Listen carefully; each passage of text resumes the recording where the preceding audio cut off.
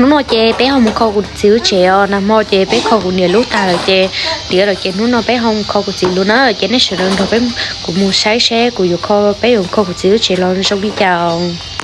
chè mò chè những nhà ta đi lúc chè lo rồi cô nhà ta thì sát là nó này chỉ nu chỉ lo từ thế mà sát bé chè cô nhà ta chè rồi ta cá lồng luôn thì nó chỉ của chỉ lao thế cho cứ chỉ được cái nồi chỉ thôi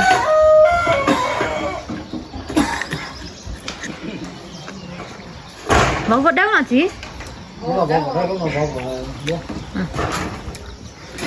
Con mà chiều đấy mà thâu tôi lo là chưa đó. Mà mà sao thâu tôi là cá? Nó sẽ ua chỉ món đây. Lúc thay lúc chén.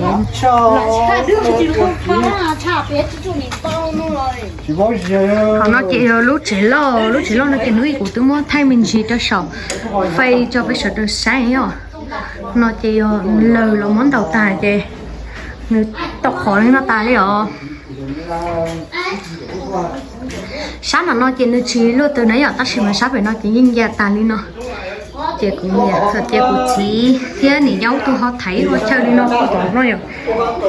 lần nào tài đi chỉ to nào tài giáo tôi họ thấy khó tôi vui tổ không nói lúc trẻ nó chỉ tóc khó tài lên nó chỉ nó nói với mà lý tôi khó nữa nếu gì không cũng nhớ chuyện này kia nó nói tôi thôi cũng xíu chuyện lâu lâu ta cho em trẻ cũng xíu lúc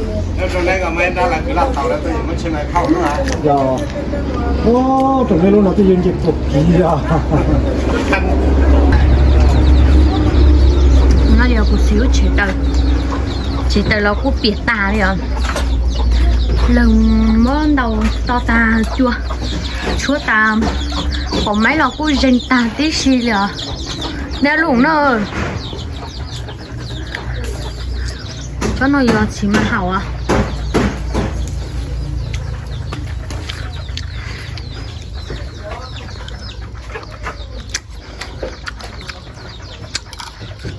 mà có đứa lời luôn mà xong nè hết chưa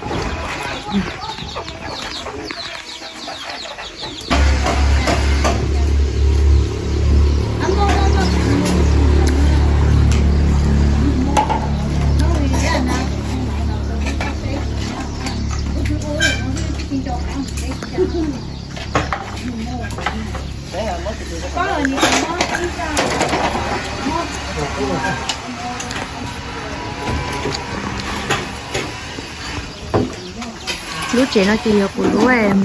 của nhớ của thảo của dâu nó luôn nó ta chỉ mà của nhớ của xíu tôi thôi xin đâu nhớ nhiều là chị chỉ hơn nhớ của nhớ lúc trẻ lo nó hoặc của nhớ không nhớ đâu thì lúc trẻ quản nữa chị lúc trẻ chị lúc trẻ của ý chữ nhớ mẹ nó luôn nó trong đó chị nhớ của chị lú của những lú chị lú thì quản này lú của thấy cho nó xóa ở đó nên tiền của chị chế em nhớ từ lúc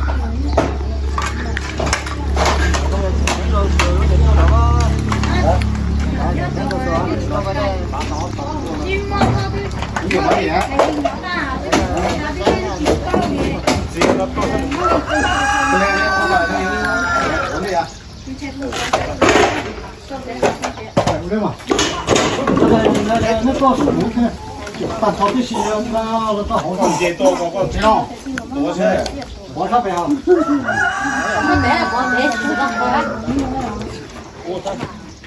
Tỷ Đấy à? đâu? Dùng thôi à? Hả? Chỉ dùng thôi à? Chị vô lên tàu. Thôi à? Giờ sao nó có sao phải không mà chị vô chạy lên tàu.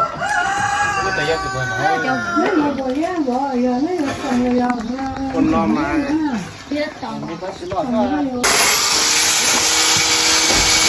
nó chị chú mua lo cho chống đi nó đó chống đi nó tại chị mua nhiều chục đầu đấy ạ mua buồn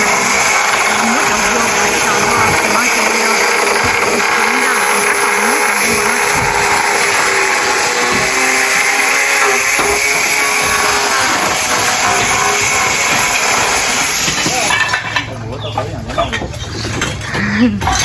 chị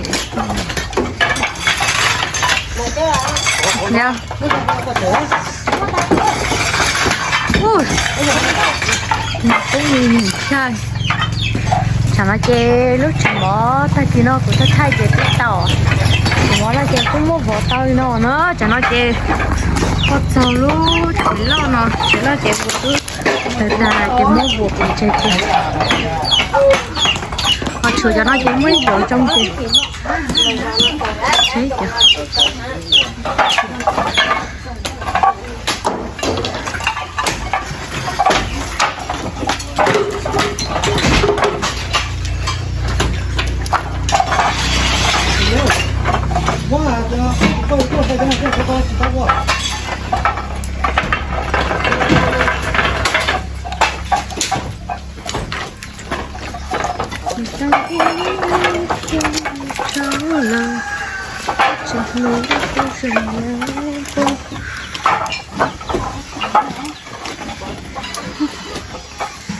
nó chơi giống nó cho vua nó trẻ nó trời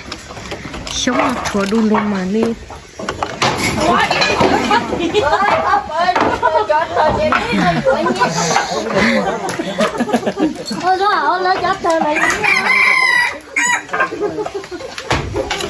ý là u lúc con tàu hay là một con lúa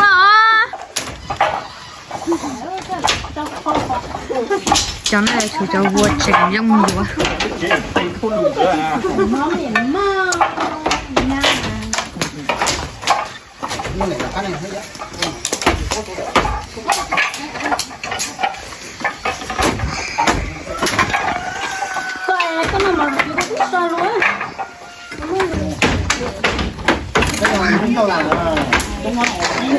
giờ bắt cái cát thứ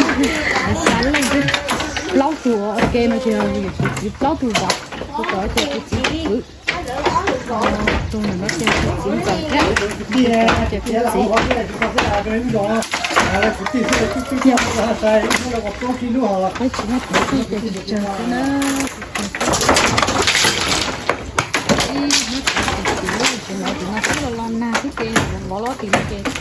bây giờ anh thầy vào chống khéo chứ anh thầy vào chuyện chơi con chơi ở tay nếu mà đi lo chứ chỉ mỗi chuyện làm nó chơi thôi giờ chơi cái phá cái gì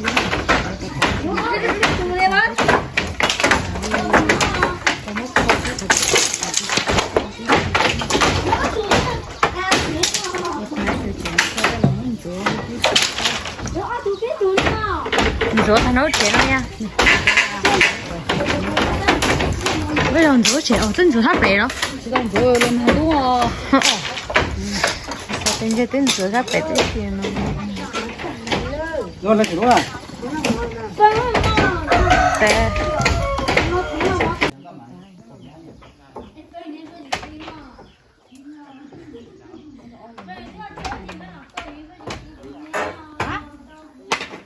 Hãy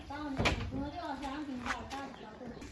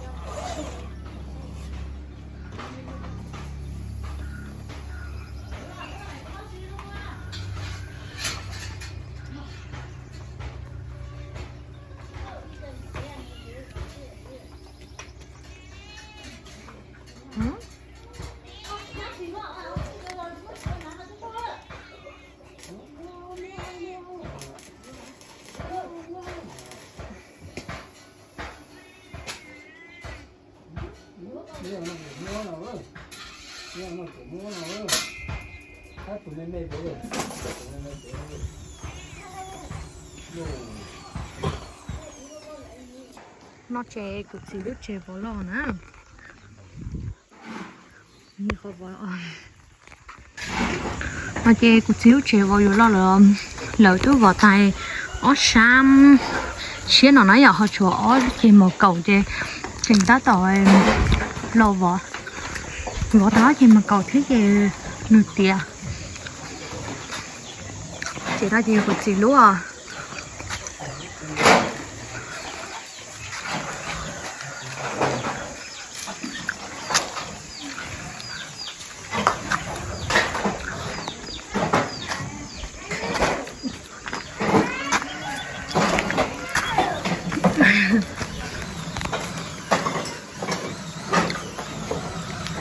cho nó về tát tàu số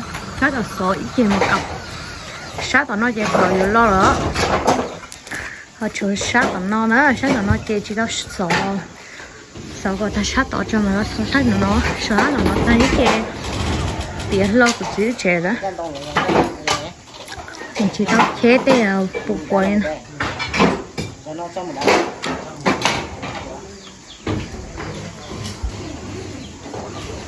nó chỉ lúc chế mò từ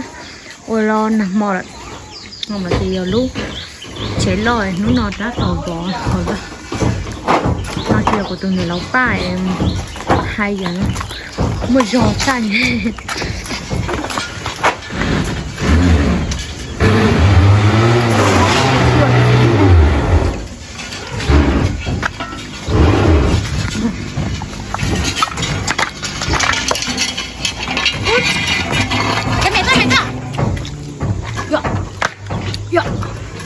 Kiếm à? Không cơ. Nhiều mỗi cháu vua nó vô có chè. Cháu vua sắp phải nói kỹ chỉ ý đẩy rồi. Đâu xa. Đâu luôn nó em đã lúc hồi chân tí ta hiểu.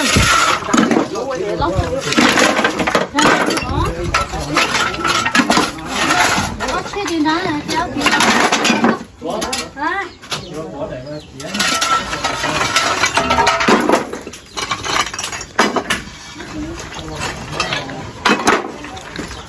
Cái con nó chỉ có khóa con gì? Nó ở trong hậu đây. Còn nước khóa. Cái chỗ bỏ chế đâu? Chỗ vừa là khơi tên này chế nó tên này vừa nó bỏ chế là nhưng mua vừa mặn hai cái xe chứ mà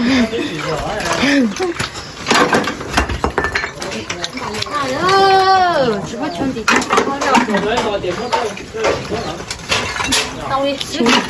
chỉ mua em thời là lâu tên nhà nó bỏ chè đi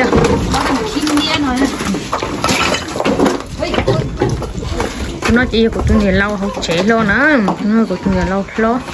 thịt bé rồi tôi thịt bé đều bé cho xa lên miệng dâu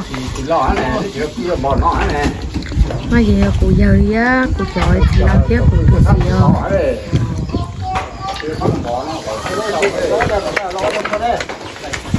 còn nó chỉ cái thứ vỏ nó bé vỏ lúc mà cầu trong đi nó nữa nó bảo lúc mà cầu trong đi nó mà chuyện thứ sao tỏ thiết